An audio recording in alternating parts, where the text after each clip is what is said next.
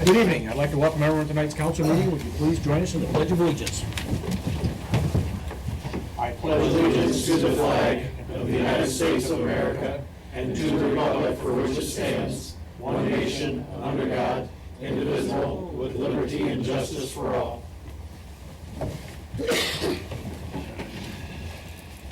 Call the meeting to order and open the roll call. Goodell. Here. Slater. Here. Scholl. Here. Rusher. Here. Davis. Here. And we need a motion to approve the agenda as printed. Move. Second. All in favor? Aye. Opposed. Need a motion to approve the minutes of the March 3rd, 2014 work session and the minutes of the March 3rd, 2014 regular council meeting. So moved. Second. All in favor? Aye. Opposed. Do we have anything from the public in attendance this evening? Being nothing, we'll move on to our People Service Monthly Report. Clint?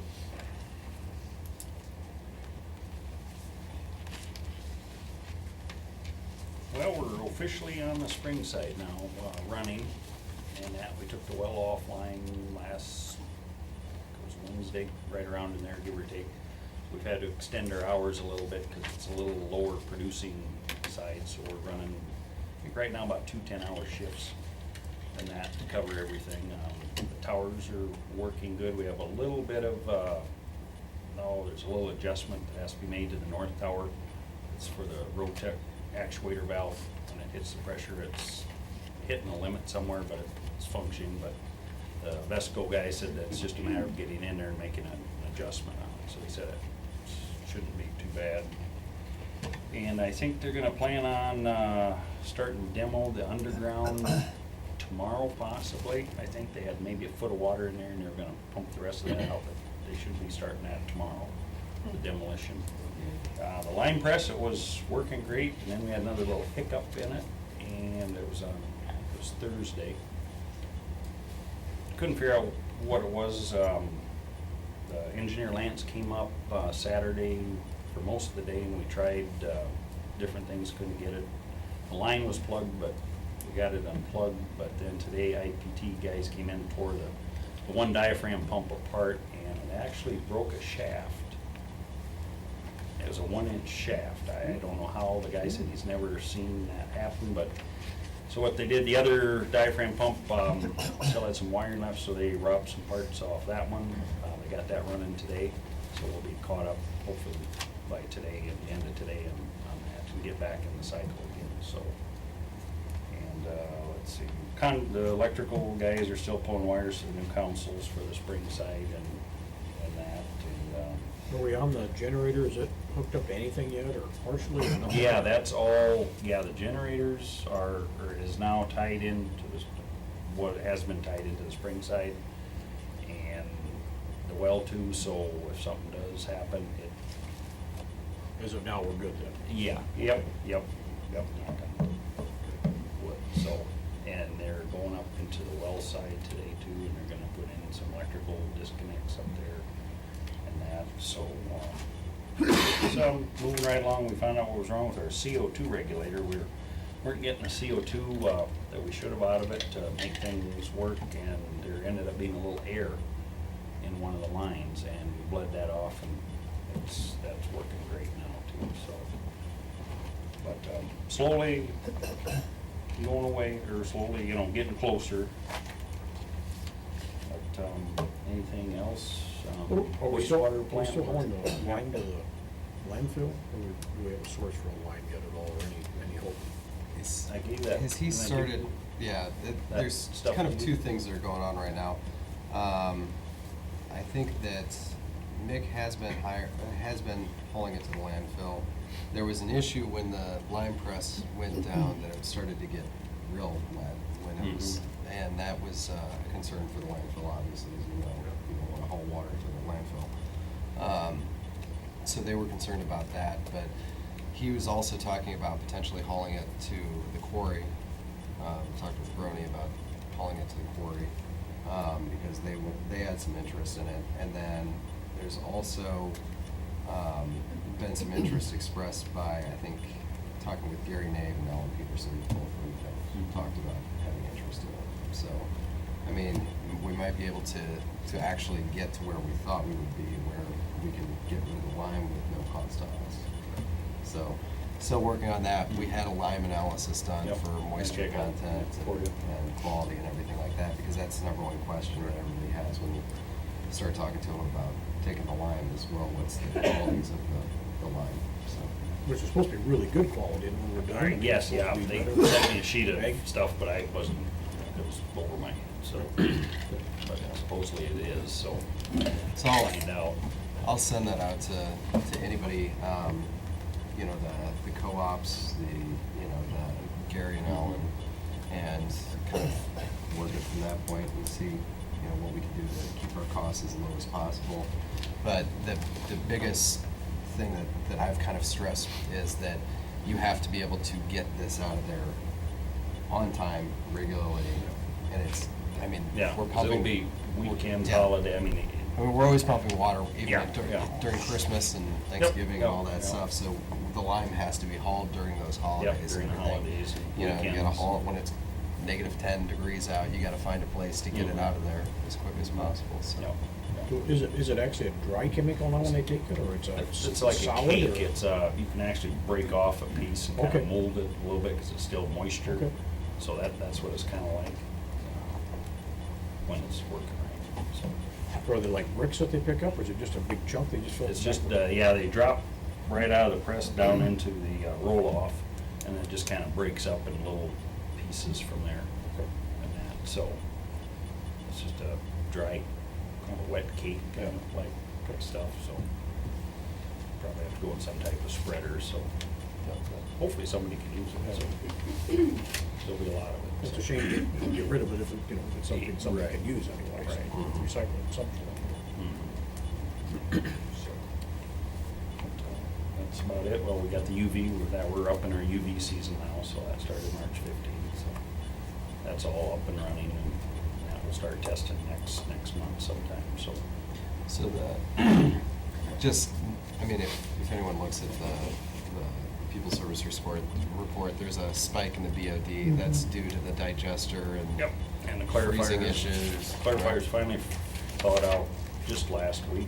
They've been frozen since Christmas. In January. And so the digester was frozen solid too, but they finally thawed out, and now it's just a matter of getting some repairs and getting things back running again, so, but, a lot of stuff built up in there, we've been pumping that all out, so.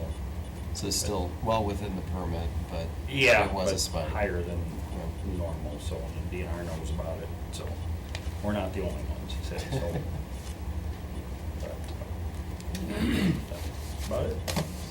I just wanted to thank you for, you and your staff for service over the weekend. I'd received a call at home from Oh, yeah. from a resident that was having some sewer issues. Mhm. And I think Marty was there Yep. within an hour after having called him. So, I'm sure they were really appreciative, and it's Yep. nice to know that, you can get such a quick response when, when you call and stuff. Yep. So I just want to thank you Yep, for that. okay, well, thank you. You're welcome. Appreciate it, so, okay, thank Thank you. you.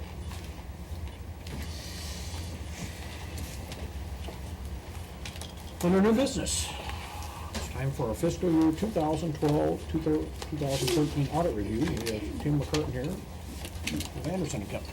Tim?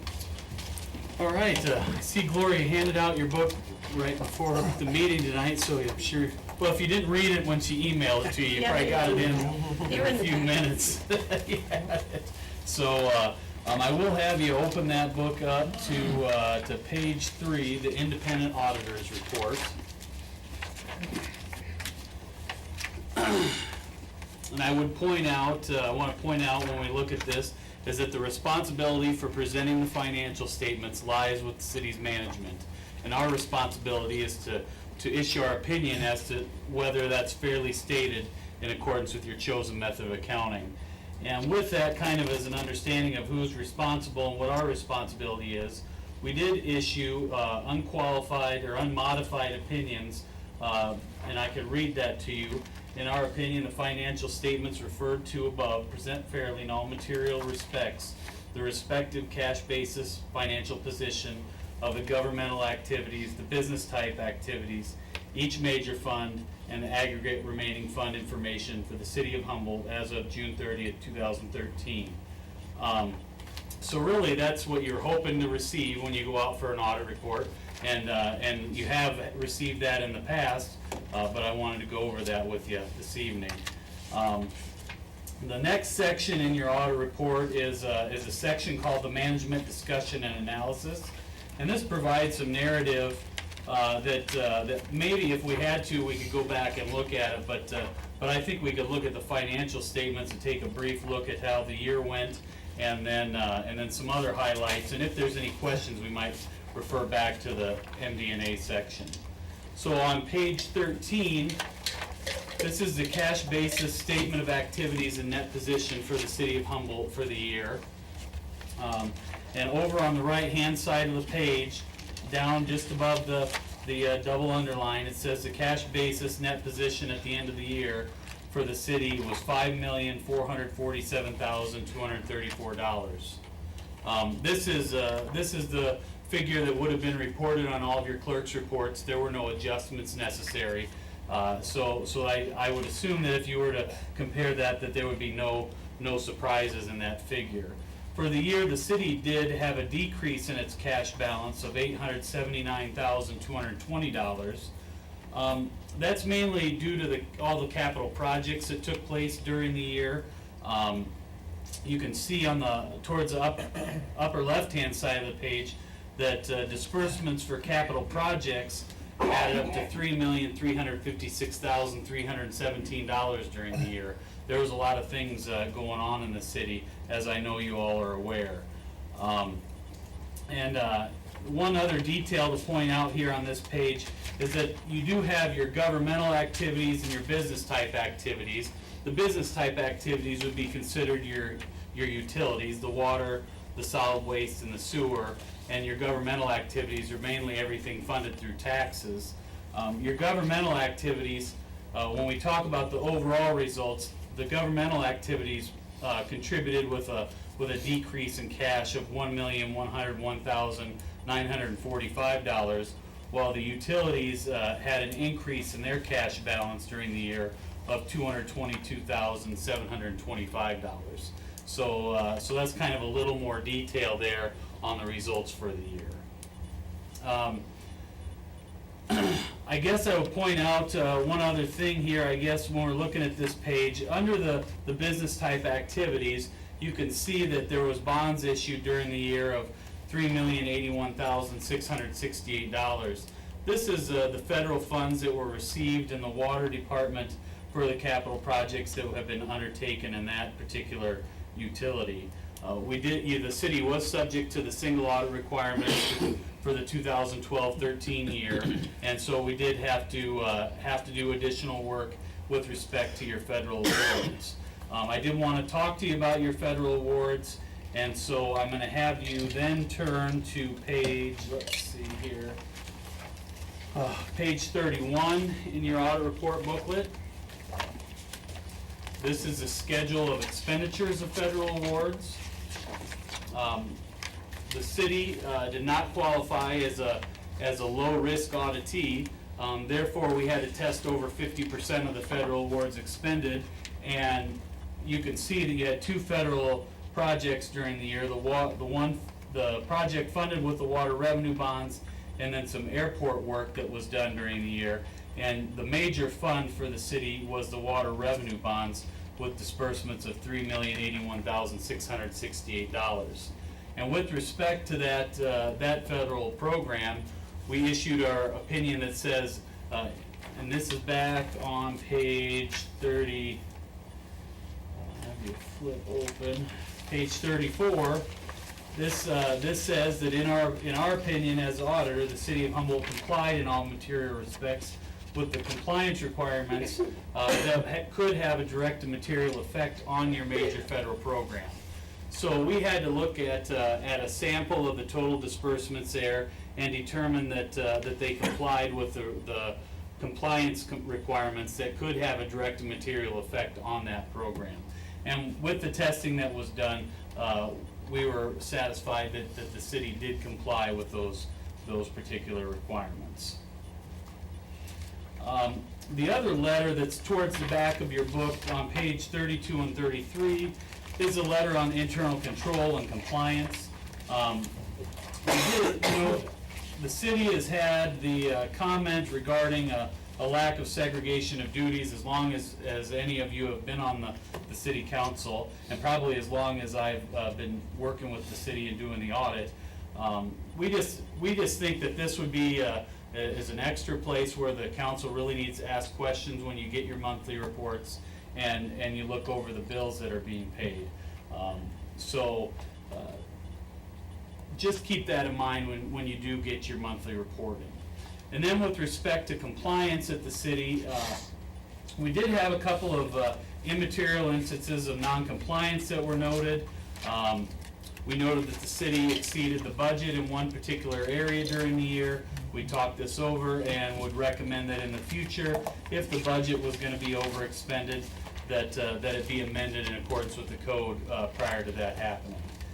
And then we also identified that there was a couple of the non-major governmental type funds that had deficit balances in them, and the deficit fund balances really mainly resulted from you guys incurring the expenses and getting reimbursed at a later date. But if those deficits ever were to grow, you want to keep an eye on those, and so that's mentioned in here as well. I don't really have a whole lot other than that. I do have a few required disclosures that we're supposed to make, and one of those would be our responsibility with respect to the audit report, and I did talk that over with you this evening. As far as I'm aware, we did comply with the plan, scope, and timing of the audit with no major issues there. There were no sensitive issues, sensitive disclosures that we need to discuss. We did receive a signed management representation letter accepting responsibility both for the financial statements and the schedule of expenditures of federal awards. As far as I'm aware, we did not have any disagreements with management, and that there were no issues that came up during the audit that required consultation with any other accountants or anybody else to alleviate those issues. So with that, I'll turn it over if anyone does have any questions.